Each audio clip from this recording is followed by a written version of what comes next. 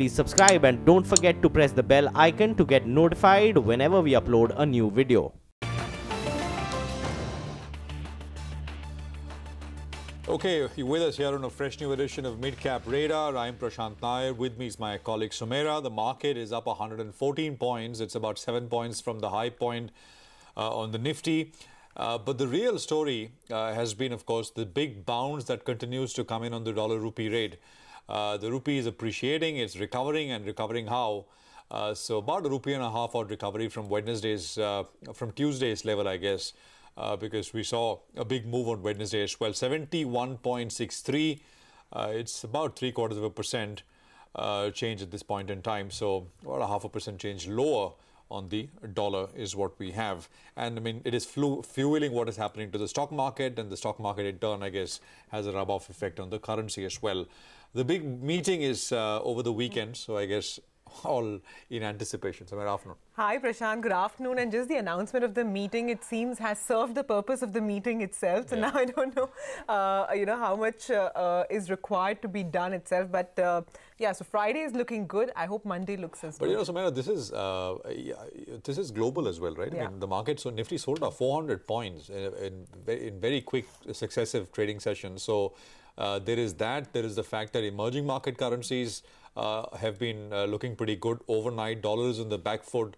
And of course, stock markets. I mean, US stock markets continued their march higher. Looks like the uptrend there has resumed. So, I mean, this is global plus whatever happens. Of course, I mean, I think one would want some announcement or something bulls will be hoping that comes through. In what shape or form, we don't know. But I think we said it on Wednesday. Sometimes you need as an announcement that we're meeting to decide something, and maybe the announcement overwhelms, underwhelms, we don't know, but Monday we'll know that.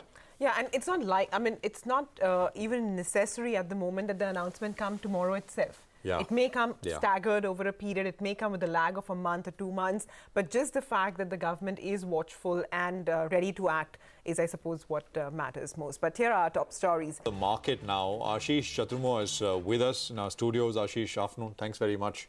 What do you make of this move, and will it last? Good afternoon, Prashant. So yes, very strong, indeed a very strong up move from the lows of almost 11,300, and the more importantly, if you look at the options data clearly, there's a huge now put writing again happening at 11,400, 500 levels. Even at the money puts are being written, and the important point is the advanced decline is very promising. So almost 4:1 kind of advanced decline itself is also very promising in the nature. I think with rupee also seeing some sharp depreciation, I think sharp appreciation, despite that you are witnessing a strong interest even in the mid-cap IT basket and the pharma basket. So that shows that the markets are in general in a broad base is showing a very strong uptrend. And I think looking into this uptick, I think 11,600 to 11,650 is a level we are expecting in next 1 or 2 trading sessions, and for that we believe that 11,400, 450 is a strong base for the market. Okay. Ashish, what about your trading ideas? Yeah, so Samira, I think first pick would be from the pharma basket would be Divi's Lab, a very heavy open interest addition of almost 8% in terms of positioning. If you look at technical formation, it has formed a pole and flag formation and has given a fresh breakout on daily and weekly charts about 1310 zones. So I think there's a fresh round of a rally which we are going to witness in Divi's Lab. We expect a stock to hit its previous all-time high. So in a shorter term, one can expect 1365 as a target, but positionally we believe 1400, 1420 is what one can expect in Divi's Lab, and for that 1290 should be kept as an trading stop loss. Second bet would be from the auto basket is Eicher Motors. This stock is trading at its 3 weeks high, and there's a good amount of delivery based buying we are witnessing in Eicher Motors. It has been consolidating for many months, and now this fresh move beyond this 29,000 will trigger a fresh upside. So I think with a stop below 29,000, shorter term target could be expected as 29,800 in Eicher Motors, but the way this entire technical patterns is looking out, I think once it sustains about 29,500, 29,600, a fresh targets could be revised towards 30,500 zone in Eicher Motors. And again, one more stock from the pharma basket would be your Rupee, which has formed a major inverted head and shoulder on weekly and monthly chart frame, and this breakout has happened beyond 955. So I think now 950 will act as an important support for the stock. Keep that as a trading stop loss. On upside, 1020 is a short term target we are expecting in Rupee as well. Right. Ashish, so thanks for those calls. Just a quick word on these sugar charts. I mean, they all got crushed, but look at the comeback in some of these. Balrampur, I'm looking at Dhampur, Triveni, there is Andhra, Awadh Sugar, Dwarikesh, EID Parry, Renuka. I mean, I could go on. And these are all, by the way, coming up as also some of the most heavily traded stocks today.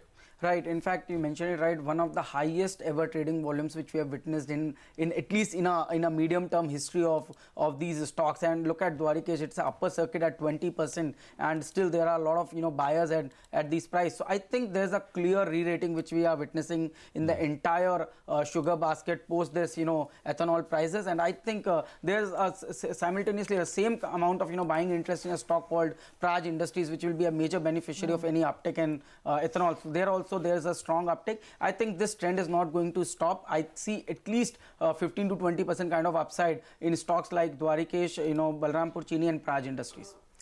All right, thanks very much, Ashish, for joining in with your ideas. Let's take stock of actually the big macro picture amidst rising fuel prices and the recent depreciation in the rupee. The Prime Minister is likely to hold a crucial meeting this weekend to take stock of the economy. A top government official who CNBC-TV18 spoke to said, and I quote, "We have to hold our nerves."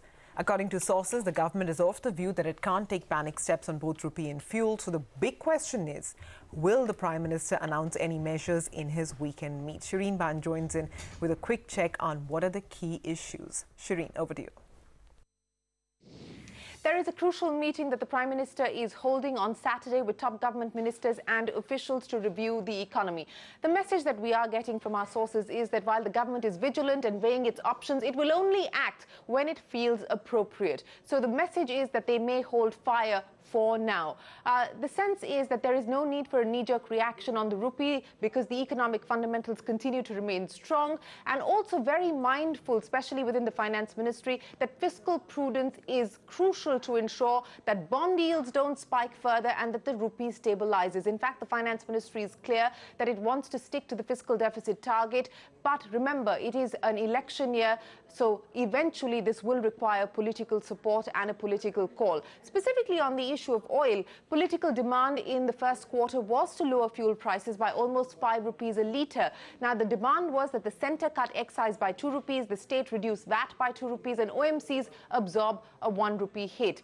But that demand was turned down. The finance ministry clearly believes that it is not advisable to go back to either a subsidy sharing mechanism or act on cutting excise just yet, because that will have a multiplier impact, because the signal it will send out will have an impact on bond yields and then consequently on interest rates, making things even worse for the government. So the path that they would like to take for now is to wait it out, to see how the Iran sanctions impact the oil markets, and maybe if need be act closer to November post the Iran sanctions coming in. Remember, the government is weighing its options on oil payment for Iranian crude, also hopeful that the dialogue with the US on importing Iranian crude will be fruitful. The message that the political class, especially within the BJP, is going to be sent out is that an excise cut at this point in time will restrict the government's ability to spend on things like Ayushman Bharat, which is the Prime Minister's health insurance program, and other development schemes. So that's going to be the sales pitch to the leaders within the BJP. Separately, there is concern on GST collections, on GST revenue. But North Block hopes that the direct tax mop-up will offset the shortfall on the GST front. So at this point in time, extreme caution on announcing any other kind of cut when it comes to the GST, and hopeful that things will pick up there. So net-net, the view is that Wednesday's fall and the dramatic recovery in the rupee suggests and indicates that there was overshooting and that India is in a much better position among the emerging markets because growth is strong and our fundamentals are good, and hence the government believes that the currency should stabilize. Shireen, thanks very much for that. We also caught up with a whole host of experts. So let's hear out what the common consensus is. Our own fundamentals, whether on inflation, current account as well, the growth outlook is significantly better today. Second, I think the monetary policy regime, having embarked on a flexible inflation targeting regime, to suddenly change tack, sort of do an intermeeting hike to try to defend the currency sends extremely confusing signals when clearly the inflation and even the core inflation momentum appears to be quite stable. So there is absolutely no need to panic at this stage. The government should not panic. There has been a fundamental-based adjustment of the currency in the last few months. All that is required at this point is a signal from policymakers that if the rupee does overshoot, they stand ready to take whatever actions are necessary. And I think sometimes it's just these signals that are required to change market behavior. What we've seen in the last couple of weeks is, a self-fulfilling prophecy. Exporters have stood out, importers have front-loaded. You can change all of that if you signal that beyond the point the government stands ready. So I won't be surprised if nothing is done this weekend. I think that may well be the appropriate strategy. Good going for the market, but one stock that's seeing a tad bit of weakness today is TFCI, Tourism Finance Corporation. The numbers have come out, and for the company, the weak top-line growth continues, and this quarter as well. Profit after tax has also come in lower on a Y&Y basis. BM Gupta, the ED of the company, now joins in. Mr. Gupta, good afternoon, sir. First up, let's talk about your asset quality. What has been the movement of GNPA sequentially, and how much do you think you could see in terms of an improvement in the coming quarters? Good afternoon. If you look at in terms of, there is a one account which has become NPA during the quarter. It is approximately addition of about 50 crores. But by the year end, we are hopeful we will be able to recover that account. And that's not a big issue. And one account has been resolved also. So in totality, the gross NPAs have gone up a little bit, and that has impacted our net interest income also. And Sorry, Mr. Gupta, so what is the net NPA, sir? What is the GNPA and the net NPA? GNPA is around 4.5%, and the net NPA is 2.5%. Okay. And in terms of, you said the accretion to NPA was 50 crores this quarter, that's it? 50 crores, one account only. And that's we are trying to resolve. Okay. And hopefully by the year end it will be resolved also. What was advances this quarter? Total advances is approximately 1,540 crores outstanding, gross loans. And this is the outstanding figure. The total book size is approximately 2,000 crore.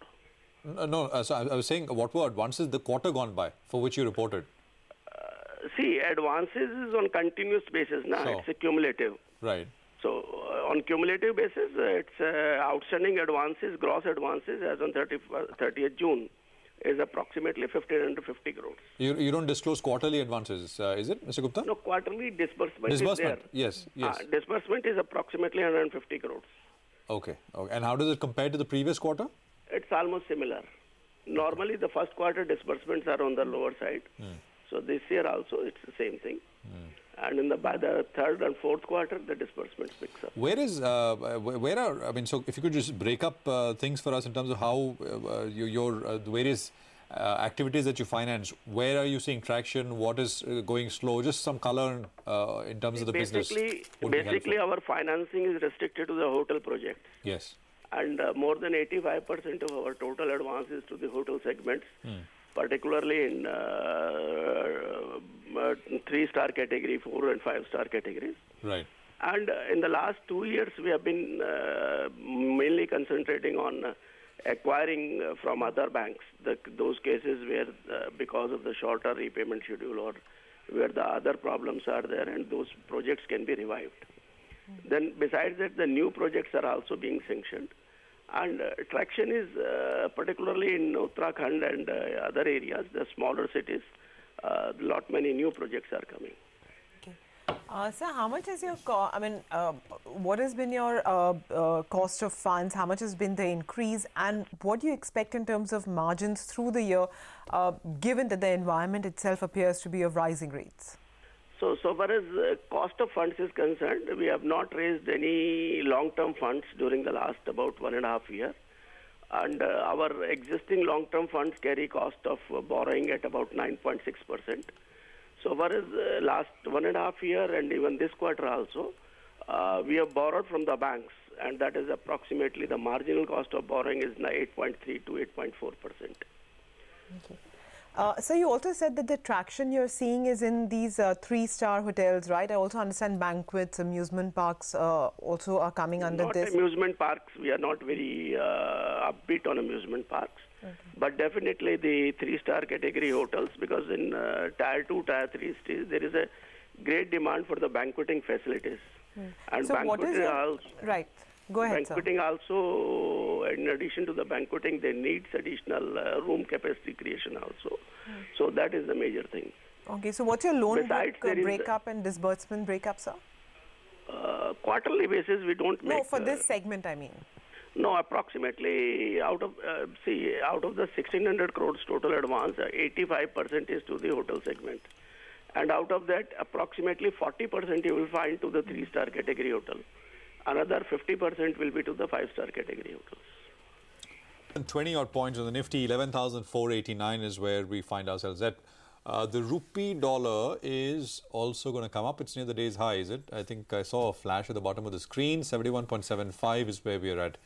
So there's been a bit of sort of pullback in the gains that we saw on the rupee. That is, we're still up about 0.6%, but it's off the highs, the rupee, and the dollar seems to be gaining a little bit of strength as we speak. So let's keep it with macros, and here's a look back. 10 years ago, on September 15, 2008, we had the 4th largest investment bank in America, Lehman Brothers, which filed for bankruptcy. It had total debts of about $613 billion against total assets of about $640 billion. It had 25,000 employees worldwide. It led to a global financial crisis. We've been getting you views from people involved in banks, in the regulatory framework, etc. over the course of the last 1 week. Here's Jamie Dimon, the CEO of JP Morgan, who confesses to CNBC's Andrew Ross Sorkin that the great financial crisis would have unfolded even if banks had bailed out Lehman Brothers at that time. Whether Lehman had been bailed out or not, the crisis was going to unfold. The leverage was there, the repo was there, there's a lot of losses in mortgages, money was sloshing around the world, government started to guarantee deposits, which actually made it hard for banks. So it was going to unfold anyway, whether they went bankrupt or whether they were bailed out. And whether they went bankrupt or bailed out, as people realized the severity of this problem, which we just told you, a bailout would have told you the same thing. There's something deeply amiss in the system. You still would have had a very bad market afterwards. It just would have unfolded slightly differently. So you don't think that exacerbated the crisis? It might have, but it would have happened anyway. Fast forward the next day, all of a sudden, AIG is being saved. Yeah. Was that the right decision? I think the way I kind of look at this is a little different, which is they did the right thing to do a lot of different things to try to ameliorate the problem, which would have been devastating for the average American. That they did. You can talk about each one and say, was that right, was that right, was that right? But what was right was they kept on doing it. So in hindsight, I can go back and look at any ones I might have done it slightly differently, I might have done this, but again, I don't think that was going to stop the crisis.